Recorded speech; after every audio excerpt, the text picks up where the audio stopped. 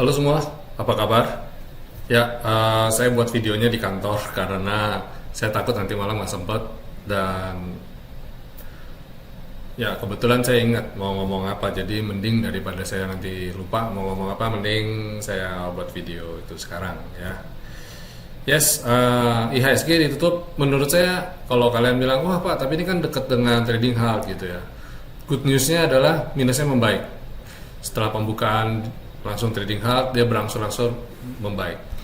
Diskusi saya tadi dengan tim research adalah penutupan ada dalam dua fase. Di bawah trading halt, which is sebelum menjelang trading halt kedua, atau di atasnya trading halt. Jadi kan tadi kita 9%. Nah, itu di bawah apa di atas. Nah, ini kebetulan tutupnya kan di atas. Itu menunjukkan suatu sinyal yang baik. Orang banyak bilang IHSG harus merah lah. Secara yang lain udah pada merah dalam kan, jadi harusnya merah juga. Nah, terus kemudian setelah merah ini harapannya bisa rebound. Kok bisa? Yes, karena kita lihat market regional, penutupan di hijau semua. Hang Seng, Nikkei, ya. Ini beberapa bursa regional yang besar yang kemarin terdampak habis-habisan, sekarang udah mulai rebound, udah mulai hijau, menandakan signal oversold. Ya, kembali lagi saya ingatkan ya, kenapa market bisa turun dalam ya, karena orang kena sentimen, which is sentimen ini bukan cuma sekedar sentimen ekonomi ya. Ini tadi pagi saya udah bahas di morning briefing.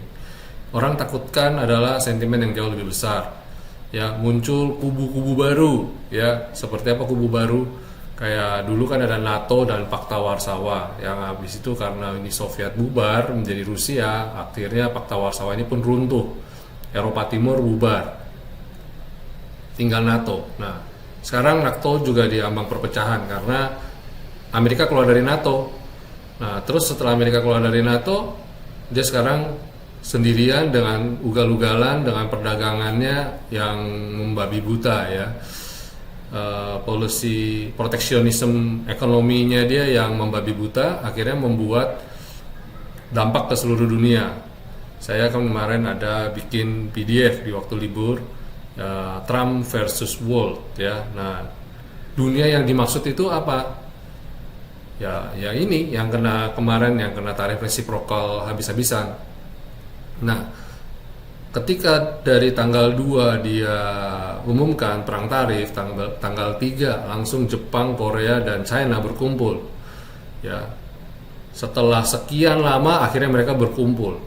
Ya, nah kemudian habis itu saya nggak tahu apakah ada kesepakatan atau enggak, karena Jepang mengeluarkan statement atau Korea yang mengeluarkan statement kalau terlalu early untuk ngomong ada kesepakatan. Tapi intinya mereka setidaknya ada penjajakan potensi untuk bekerja bersama-sama untuk melihat ini akan jadi seperti apa. Ya kalau kita lihat kondisi saat ini, ketika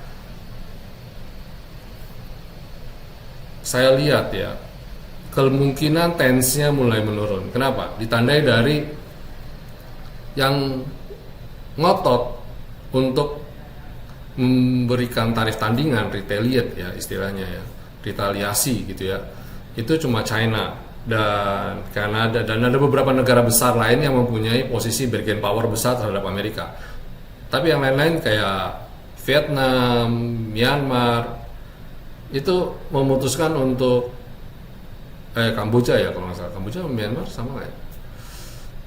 Itu memutuskan untuk stop, untuk kita ikutin Amerika dan kita akan mengurangi tarifnya kita. Nah, ini sedikit banyak memberikan sentimen yang baik ya. Terus Prabowo juga sama. Bukan masalah mengalah, kalah atau mengurangi keuntungan, tapi ini sekaligus menurunkan suhu politik, suhu ekonomi politik ya, untuk membuat kita setidaknya nggak frontal untuk berperang dengan Amerika gitu ya. Ini implikasi yang bagus. Saya lupa, saya harusnya share video yang tahun 1930. Itu salah satu perang tarif pada waktu itu, trade war pada waktu itu yang memicu perang dunia kedua. Nah, orang ketakutan sentimen jual hari ini itu karena sentimen terhadap impact lanjutan atas apa yang nanti akan terjadi pasca perang tarif ini kalau orang ngotot. Ya, jadi sekarang orang ngalah itu untuk supaya bikin suhu lebih adem. Harapan saya ke depan ekonomi juga lebih adem ya, bukan masalah untung rugi tapi lebih pada yang waras ngalah gitu. Ya. Jadi harapan saya ekonomi lebih bisa untuk trading dalam 2-3 hari ke depan. Ya, saya rasa itu yang bisa kita sampaikan ya. Transaksi hari ini cukup besar ya, 18,7 T ya. Ketika saya video ini tayang belum ada data yang menggambarkan hari ini asing net sell apa net buy. Nanti kalian bisa lihat sendirilah. Harusnya kalau kondisi saat ini sih masih net sell. Tapi good newsnya adalah banyak investor lokal yang masih dengan gagah berani buy. Especially dari grup PP dia mulai buyback. Walaupun jumlahnya nggak signifikan, tapi itu memberikan dukungan moral terhadap market kondisi saat ini. Oke, mungkin itu aja morning review, video market review kita ya. Saya nggak kasih